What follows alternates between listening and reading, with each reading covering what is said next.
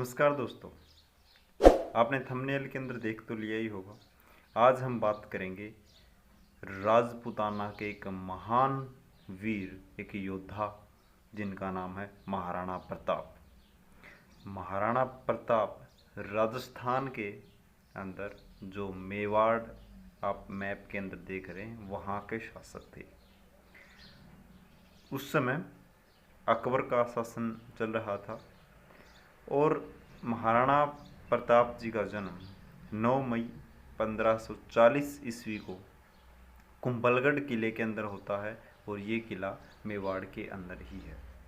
इनकी माता का नाम जयवंता बाई, इनके पिता महाराणा उदय सिंह, ये भी काफ़ी वीर और मुगलई सेना के सामने अपने आप को नतमस्तक नहीं होने दिया। इनकी मौसी धीरबाई, जिसको भटियानी नाम से भी जाना जाता है, और इनकी मौसी से उत्पन्न इनका सौतेरा भाई जगमाल। ये चर्चा का विषय इसलिए है क्योंकि महाराणा उदय सिंह ने धीरबाई अर्थात भटियानी के कहने पर उनके पुत्र जगमाल को उत्तराधिकारी घोषित कर दिया था, लेकिन इनमें जो सबसे श्रेष्ठ पुत्र था वो महाराणा प्रताप ही थे। फिर आपस के अंदर जैसे ही महाराणा उदय सिंह की मृत्यु हो जाती है तो उसके बाद में महाराणा प्रताप को राजा बनाया जाता है। इनका जो राज्याभिषेक है वो 28 फरवरी 1572 ईस्वी को किया गया। राणा उदय सिंह ने अपना जो उत्तराधिकार था वो जगमाल को घोषित कर दिया था, लेकिन सरदारों के कहने पर महाराणा प्रताप को राजा बनाया गया। अकबर और महाराणा प्रताप के बीच में किस प्रकार का उनका रिलेशन था, आइए उसको देखते हैं। महाराणा प्रताप के बढ़ती हुई सेना को देखकर अकबर ने महाराणा प्रताप के साथ समझौते के लिए कुछ राजदूतों को भेजा। उनमें से पहले थे जमाल खान, जो कि मुगलई सत्ता के अंदर काफ़ी कूटनीतिज्ञ थे। फिर मानसिंह जी को भेजा गया, फिर भगवान दास को और फिर टोडरमल को। इस प्रकार से दूत भेजे गए, अन्य भी भेजे गए हैं।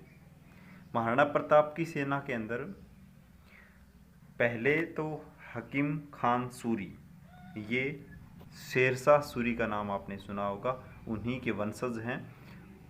इन्होंने 10,000 अफगानी सेना के साथ बिहार से चित्तौड़गढ़ की तरफ कूच किया और महाराणा प्रताप की सहायता के लिए सेना भेजी। अगले आते हैं राणा पुंजा। ये भील सरदार थे।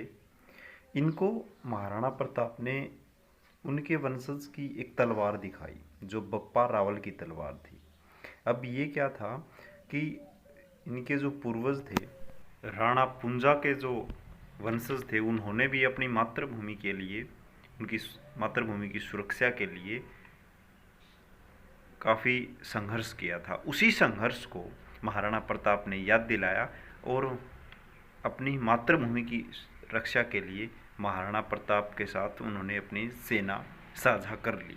अब ये दोनों मिलकर के मुगलई जो सेना है उसके विरुद्ध अभियान चलाएंगे और इन अभियानों के दौरान अपनी मातृभूमि की सुरक्षा के लिए प्रयास करेंगे।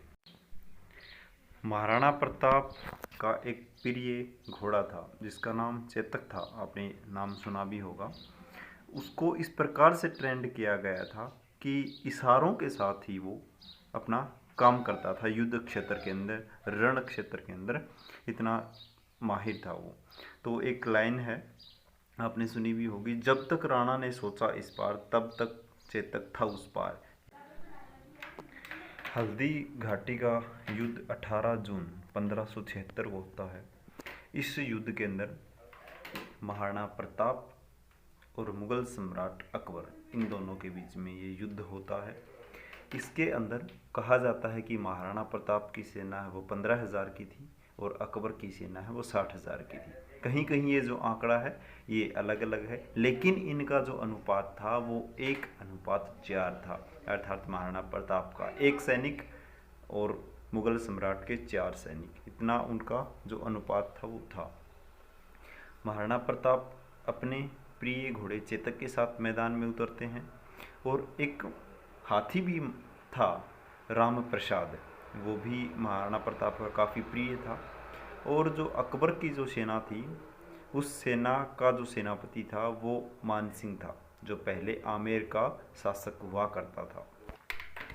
इस युद्ध के अंदर महाराणा प्रताप की शुरुआत के अंदर विजय होती दिखाई दे रही थी, लेकिन युद्ध के दौरान कुछ समय पश्चात खबर मिलती है कि अकबर है वो खुद युद्ध के लिए यहाँ पे शामिल होने आ रहा है। तो इस बात को सुन करके अकबर के जो सैनिक थे उनके अंदर डबल जोश आ गया। फिर वैसे भी महाराणा प्रताप की जो सेना थी वो कम थी अकबर की सेना के आगे।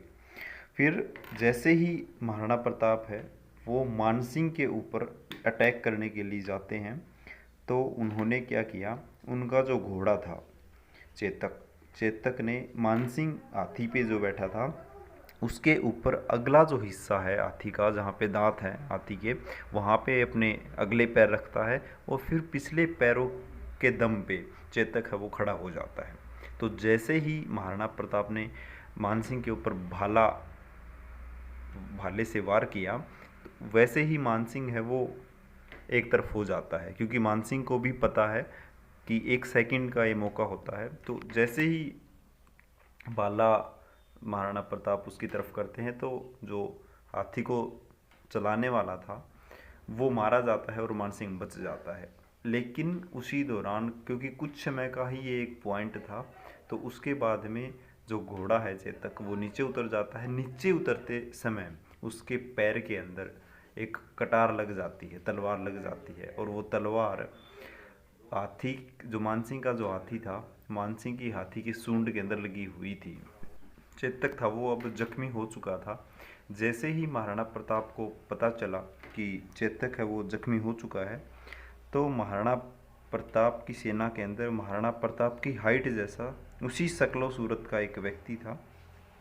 उस व्यक्ति ने महाराणा प्रताप को कहा कि अब आपको मैदान से थोड़ा अलग जाना चाहिए, क्योंकि अब जो चेतक है वो भी जख्मी है। तो वैसे ही महाराणा प्रताप ने अपना जो राज की जो चिन्ह था वो उस व्यक्ति को दिया, और फिर महाराणा प्रताप दूर घाटियों की तरफ चला जाता है। उस दौरान क्योंकि चेतक है वो जख्मी है, तो उस जख्मी चेतक ने अपनी पूरी ताकत के साथ महाराणा प्रताप को आखिरी समय तक, अंत तक अपना साथ दिया। और जैसे ही एक कहा जाता है कि 22 फीट की एक खाई थी, उस खाई को जैसे ही चेतक पार करता है, पार करने के तुरंत बाद वो वीरगति को प्राप्त हो जाता है। ऐसा इतिहास के अंदर कम ही देखने को मिलता है कि एक पशु है, पशु भी इंसान का या फिर अपने देश के प्रति कितना प्रेम करते हैं। खाई के उस पार जाते ही चेतक है वो वीरगति को प्राप्त हो जाता है, और वहीं पर राजसमंद नाम की जो जगह है वहाँ पे महाराणा प्रताप ने खुद चेतक की समाधि बनाई है। अब जो हाथी है, हाथी राम प्रसाद जिसका नाम था, उसको भी अकबर की सेना ने पकड़ लिया और पकड़ के राजा के समक्ष उसको पेश किया गया।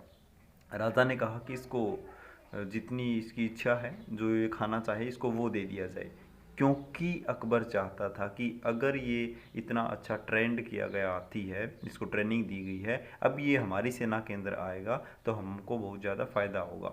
लेकिन एक इस अपनी मातृभूमि के लिए जिस व्यक्ति ने इतना संघर्ष किया था, उसके द्वारा ट्रेनिंग दी गई उस हाथी को, उसने भी 28 दिन तक लगातार कुछ नहीं खाया और अपने प्राण त्याग दिए।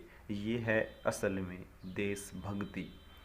एक जीवो जो बोल नहीं सकते, लेकिन वो भी अपने आप को इस प्रकार से प्रेजेंट करते हैं कि हमें भी उनकी वीर गाथाएँ आज भी पढ़ने और सुनने को मिलती हैं। अब हल्दी घाटी का जो ये युद्ध था ये समाप्त हो जाता है। ये पूरी तरह से कोई निर्णायक युद्ध नहीं था। इसमें ना तो अकबर की विजय हुई और ना ही महाराणा प्रताप की। हालांकि इस युद्ध के बाद महाराणा प्रताप को अपना जो किला था वो किला गंवाना पड़ा। उसके बाद महाराणा प्रताप को कई दिनों तक जंगल के अंदर व्यतीत करने पड़े। कहा जाता है कि महाराणा प्रताप की जो हाइट है वो 7.5 फीट की थी। उनका जो भाला था वो अकेला 80 किलो का भाला था और उनकी दोनों तलवारों का वजन था वो 2 क्विंटल 8 किलोग्राम का था और 72 किलोग्राम का उसका सुरक्षा कवच था। टोटल आप देखोगे कि 360 किलोग्राम वजन उन्होंने अपने शरीर के ऊपर कैरी किए हुए था।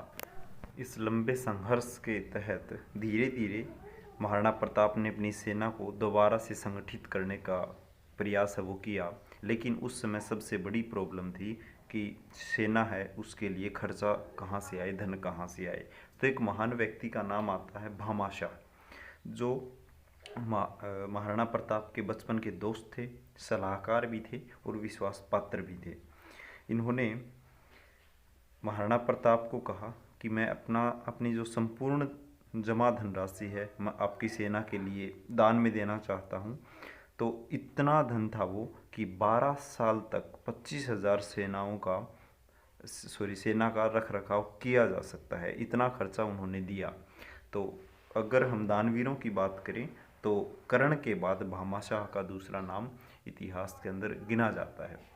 उसके बाद में महाराणा प्रताप ने फिर से अपनी सेना को संगठित किया और दोबारा से अपने किले को प्राप्त किया और धीरे धीरे जो किले उनके हाथ से चले गए थे उनको वापस मुगलई आधिपत्य से वापस अपनी सत्ता में मिला लिया।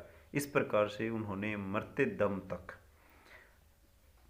मुगलों की अधीनता स्वीकार नहीं की और 19 जनवरी 1597 ईस्वी को उनका देहांत है वो हो जाता है और वो एक शिकार करते समय धनुष की जो प्रत्यंचा है उससे उनको घाव हो गया था, उसके कारण उनकी मृत्यु हो गई थी।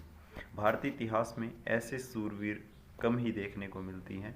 अगर वो चाहते तो अकबर के साथ संधि एवं समझौता करके अपना जो पहले का साम्राज्य था उससे भी बड़ा वो प्राप्त कर सकते थे, क्योंकि अकबर ने उनको ऑफर भी किया था कि तुम अधीनता स्वीकार कर लो, मैं आपको अपना आधा साम्राज्य देने को तैयार हूँ। लेकिन अपनी मातृभूमि की सुरक्षा के लिए, अपने स्वाभिमान को बचाने के लिए उन्होंने ऐसा नहीं किया। उनकी मृत्यु की खबर जब अकबर को भी मिली तब बंदायू जो इतिहासकार हैं वो लिखते हैं कि कुछ पल के लिए अकबर स्तंभित हो गए थे और उनकी आंखों से आंसू निकलने लगे कि इतने सूरवीर योद्धा अब इस दुनिया में नहीं रहे। अकबर ने प्रत्यक्ष रूप से कभी भी महाराणा प्रताप के साथ युद्ध नहीं किया। धन्यवाद दोस्तों। कमेंट बॉक्स में आप ज़रूर बताना कि आपको ये जानकारी